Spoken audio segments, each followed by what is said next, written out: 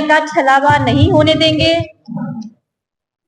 जिसने देश को लूटा है, जिसने देशवासियों का पैसा लिया है, उसको पैसा वापस करना होगा, ये मोदी जी कहते हैं।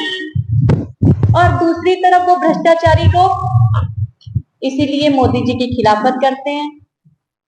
वो नहीं चाहते हैं कि हम लोग भ्रष्टाचारियों पे कुछ करें, कोई एक्शन लिया जाए। तो क्या ये संभव है? आप लोगों को लूटते रहो, उस पर कोई एक्शन ना हो। तो मोदी जी एक्शन की बात करते हैं और वो लोग भ्रष्टाचारियों को बचाने की बात करते हैं। वो चाहते हैं कि भ्रष्टाचार पे कोई चर्चा भी ना हो। घोटाला अपना हर रोज ये बड़े चाव से करते हैं। और आपको ये पता है कि ये गठबंधन जनबंधन नहीं है, ये ठगबंधन है। आपने देखा होगा एक प्लेटफॉर्म पे जिस तरह के लोग खड़े हुए थे, ये कहाँ का गठबंधन? इस घमंडिया के काम क्या है, मैं आपको कुछ बताना चाहूंगी। इनके काम है, आम आदमी पार्टी कहती है कि केजरीवाल की गिरफ्तारी के समर्थन में रैली हो रही है। कांग्रेस कहती है कि यह किसी व्यक्ति के समर्थन में नहीं बल्कि पूरे गठबंधन की रैली है। कांग्रेस, आम आदमी पार्टी दिल्ली में तो एक दूसरे के सहयोग की बात करती है, एक दूसरे के साथ की बात करती है, लेकिन पंजाब में हम आपके हैं कौन? आप सबको पता है। पश्चिम बंगाल में ममता के ने साथ में लड़ने से इनकार किया। बिहार में आरजेडी ने अपने उम्मीदवार पहले घोषित कर दिए। कर्नाटक में उद्धव ठाकरे ने अपने उम्मीदवार पहले घोषित कर दिए। कांग्रेस और आम आदमी पार्टी छोड़कर सांसद और विधायक सब जा रहे हैं। उत्तर प्रदेश में कांग्रेस को कोई भाव नहीं दे रहा। इस घमंडिया के काम क्या है, मैं भी आप लोगों के माध्यम से मैं बताना चाहूंगी जनता को कि इनके काम है जितना हो सके लूटो, हर दिन नया झूठ बोलो, मोदी जी को गाली दो, देश को बदनाम करो, हिंदू धर्म को गाली दो, जम के घोटाले करो, जांच एजेंसियां जब नोटिस दे तो इग्नोर करो, कार्रवाई हो तो कोर्ट पहुंचो, कोर्ट भी फटकार लगाए तो विक्टिम कार्ड खेलो, देश के लोकतंत्र पर खतरा बताओ, जनता को गुमराह करो, सारे चोर इकट्ठे हो जाओ, जोर जोर से बोलो, छाती पीट पीट कर बोलो कि भ्रष्टाचार बचाओ। इस टोली को देखिए तो पता चलेगा कि जो भ्रष्टाचारी हैं, जो भ्रष्टाचार के मामले में या तो जेल में हैं या बेल पर हैं, वे भ्रष्टाचार बचाओ रैली निकाल रहे हैं।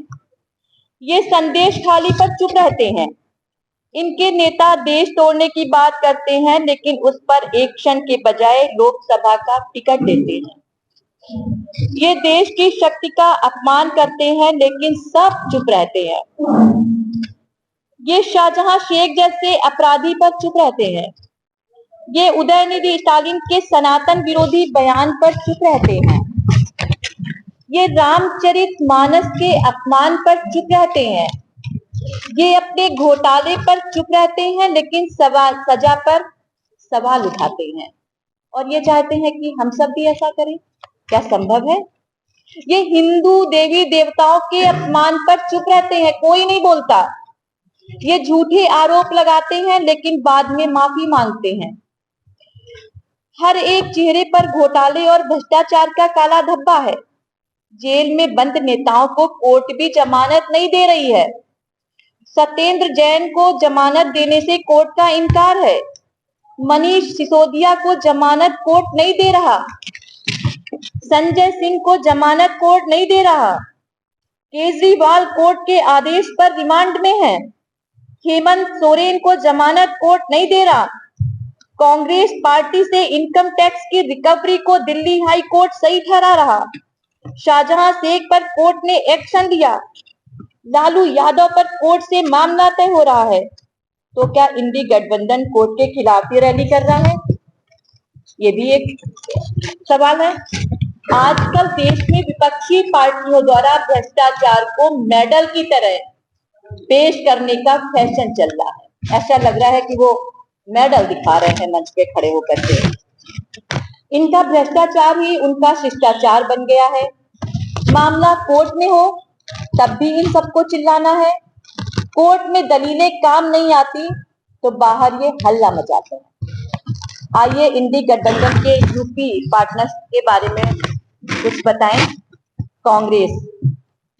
कांग्रेस से लेकर आकाश से लेकर पाताल तक और आजादी से लेकर आज तक जिस पर घोटाले ही घोटाले के आरोप लगे हैं, ये कांग्रेस है। इसका शीर्ष नेतृत्व 5,000 करोड़ रुपए के घोटाले में जेल से बेल पर चल रहा है। जीप घोटाले से लेकर हेलीकॉप्टर घोटाले तक और देश के लोकतंत्र को बदनाम करने से लेकर चीन की सत्तारूढ़ पार्टी से MOU साइन करने तक इन पर आरोप लगे हुए हैं। और मजा है कि ये गर्व से इसे बताते नहीं थकते। ये बहुत गर्व महसूस करते हैं इसे बताने में। कांग्रेस के तमाम नेता जी भर के जिस पार्टी को हर दिन गाली देते थे, आज उनके साथ गलबैयां कर रहे हैं।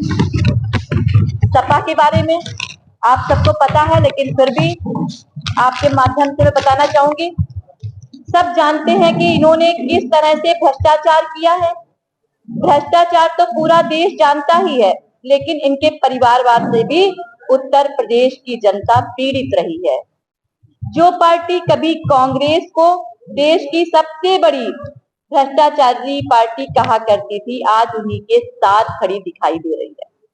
सपा मुखिया सनातन धर्म और रामचरितमानस पर आपत्तिजनक बयान देने वाले पार्टी नेताओं पर चुप रहते हैं, कभी एक शब्द नहीं कहते।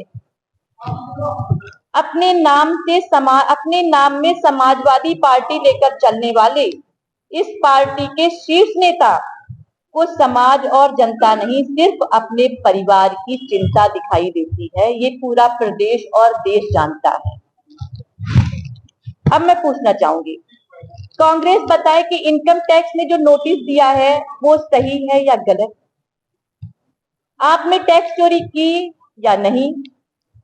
कांग्रेस बताए कि उसने समय पर इनकम टैक्स फाइल क्यों नहीं किया, आय को कम करके क्यों बताया? सपा बताए क्या उसने माफियाओं का संरक्षण नहीं किया? ये वन डिस्ट्रिक्ट वन माफिया के पैरोकार ये क्या नहीं रहे हैं? पूरा प्रदेश पूरा देश इस चीज को जानता है। सपा बताए कि उसने भ्रष्टाचारियों का संरक्षण नहीं किया। आप सब जानते हैं, जनता इसको बहुत भली भांति जानती है कि किस तरह से समाजवादी पार्टी की सरकार में माफियाओं को संरक्षण मिलता था। जब ये इंडी गठबंधन है नहीं, तो यह रैली क्या भ्रष्टाचार बचाओ रैली नहीं है? ये एक जगह तो कहते हैं कि हम साथ में हैं, और जब दूसरी जगह जाते हैं तो ये वहां पे साथ में नहीं होते हैं। दिल्ली में कहते हैं कि साथ में हैं और पंजाब में कहते हैं कि हम इनको नहीं जानते। तो क्या ये भ्रष्टाचार की ये रैली कर रहे हैं दिल्ली में? तो इनका मकसद ही समझ में नहीं आता। एक चीज साफ साफ हमेशा भारतीय जनता पार्टी कहती आई है, हमारे नेता कहते आए हैं कि 140 करोड़ जनता हमारा परिवार है। उसके साथ अगर आप भ्रष्टाचार करते हो तो हम ये बर्दाश्त नहीं करेंगे, भ्रष्टाचारियों को हम माफ नहीं करेंगे, उसके खिलाफ एक्शन होगा।